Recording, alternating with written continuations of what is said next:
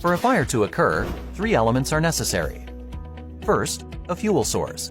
Fire needs something to burn, such as a solid, liquid, or gas. Second, an adequate oxygen supply.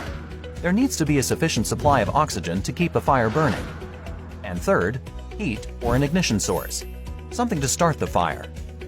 When all three elements are present, they cause a chain reaction, which results in combustion, or otherwise known as fire. These can be remembered as the fire triangle.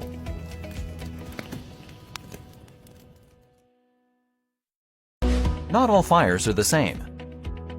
In fact, there are 5 classes of fire, and each requires a specific extinguisher. Before using an extinguisher, be sure to take note of the classification on the label. Using the wrong type of extinguisher can be life-threatening.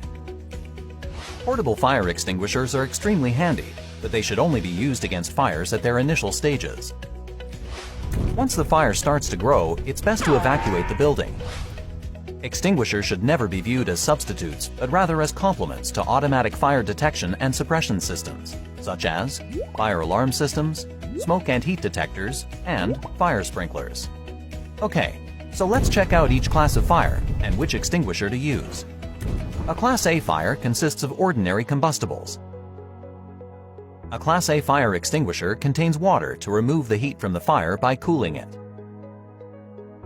A Class B fire occurs when flammable or combustible liquids ignite. A Class B fire extinguisher contains dry chemicals to smother the fire.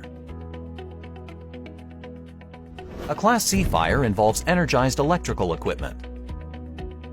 A Class C fire extinguisher contains an agent that is non-conductive, such as carbon dioxide. A Class D fire occurs when the fuel is a combustible metal.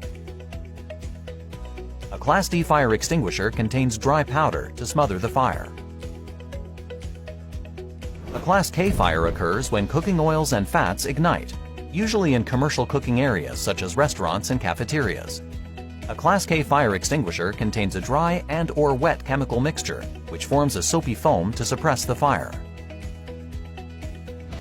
Now it's time for the hot seat. Can you match the correct extinguisher to each class of fire?